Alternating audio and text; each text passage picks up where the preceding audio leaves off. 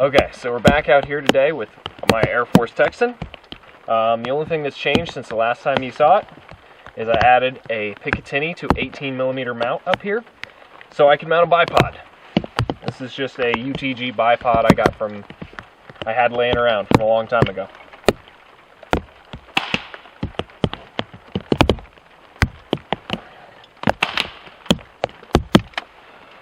So, first thing I need to do is actually fill it up using the Great White Air Tank you saw in another video. Really neat thing about this small diameter hole is what we can do. When we plug it on, we can fill it very slowly to get a very accurate set of numbers out of it. This will come in handy later because the next step I'm going to do is chronograph tuning it to find where its plateau is on power. Oops. Somebody left the valve open. Alright.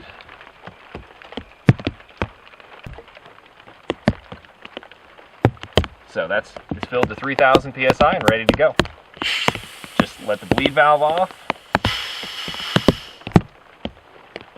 Tighten it for the next person. And we're good to go.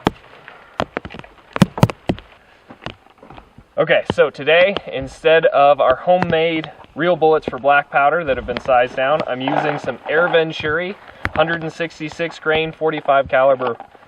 They call them pellets. They're bullets. So, when chronograph tuning an air rifle, it's important to remember that there's this big expansion of gas here.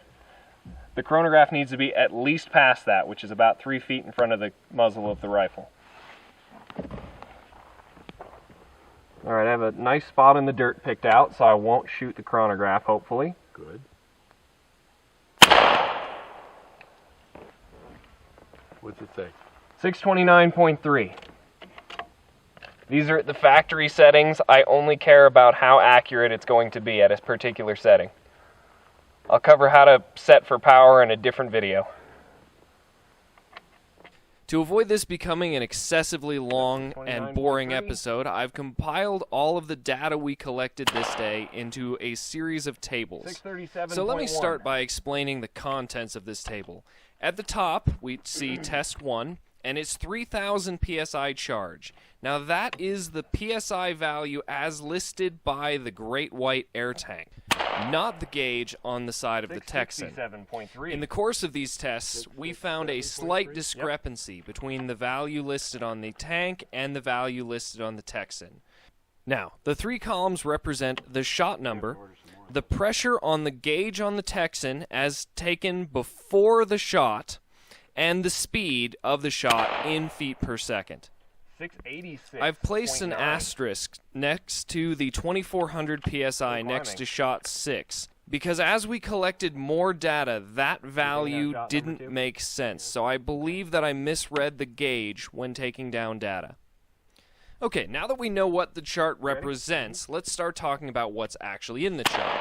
As you can see, around shot 9, we achieved a peak velocity of 921.3 feet per second.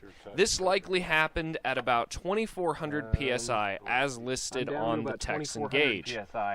As we can see from this data, between shots 7 and 14 we achieved a reasonably consistent velocity, and between shots 8 and 11 we achieved an extremely consistent velocity, and for accurate shots this would be the range I would want to shoot in. Shot 6, 760.7. That plateaued, didn't it? Building on what we learned from our first test, we refilled the rifle to 2500 psi, as listed on the tank gauge, and followed a similar procedure to that of the first test, this time being more mindful to take down the pressures before each shot. This is where we discovered that the Texan gauge and the tank gauge do not exactly agree. But as you can see, they're within approximately 50 psi of one another, so it's not all that significant. The numbers show that our peak muzzle velocity was at 2450 psi, as listed on the Texan gauge. Ready? You may also notice that our peak speed, our 935.3 feet per second, is 14 feet per second faster than it was in our previous run. 2,300 PSI. We feel the most likely explanation for this is that my Texan is still relatively new and we are still breaking in the barrel. Maybe the last thing we get done today. As in the previous test, you can see that we got essentially 8 consistent shots on a single charge. I would 2,600, take 8 shots, call it good. Yes. That's what I wanted to know right there. For our third and final test of the day, we simply wanted to see that if we charged the rifle to a slightly higher initial pressure, if we could achieve 1 or 2 extra shots. We basically found that our 2450 PSI, as listed on the gun gauge, was the ideal spot to start Might shooting. have also been light. As you can see from the numbers, our peak velocity was once again slightly higher than it was in the previous test, implying that our barrel is still breaking in. Yep, you want to charge it to 2,600. But enough with the science. Let's use this gun for what it was meant for. Let's blow some stuff up. Nice shot!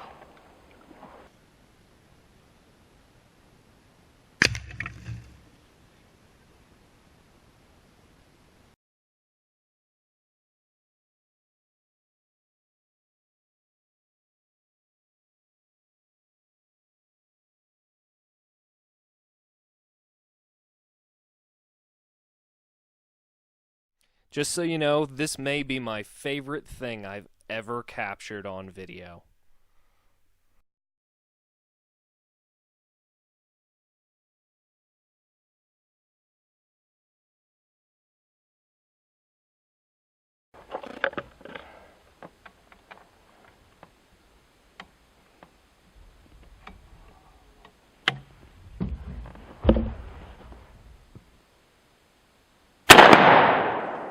What a mess. They all disappeared.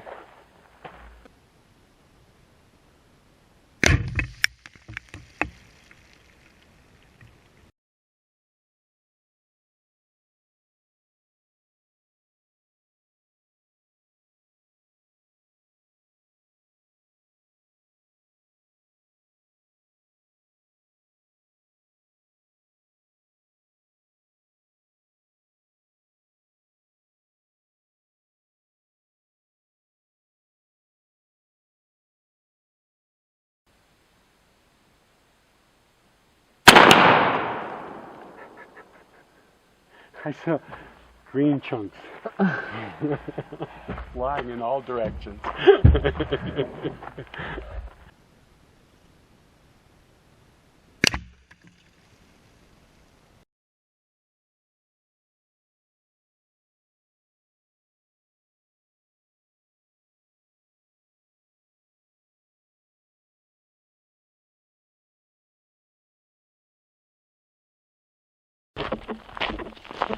All right, here's the silly string. Not as what? Huh? It is actually more accurate than I thought. It's this weird, gooey, slimy mess. But look at what happened to cans when you hit them with the Texan. They just explode and kind of go everywhere. Can't wait to see that shot. Oh look, my camera is covered in silly string. Over here. There's silly string everywhere. That'll be very amusing later. Oh wait, there's some back there. Hi all, thanks for watching. Hope you enjoyed it. If you did enjoy it, please feel free to give me a thumbs up down below this video. And I've attached some other stuff. Here are some links to some of the other cool stuff I filmed. The last video on the Texan, as well as some other cool stuff that we filmed this same day.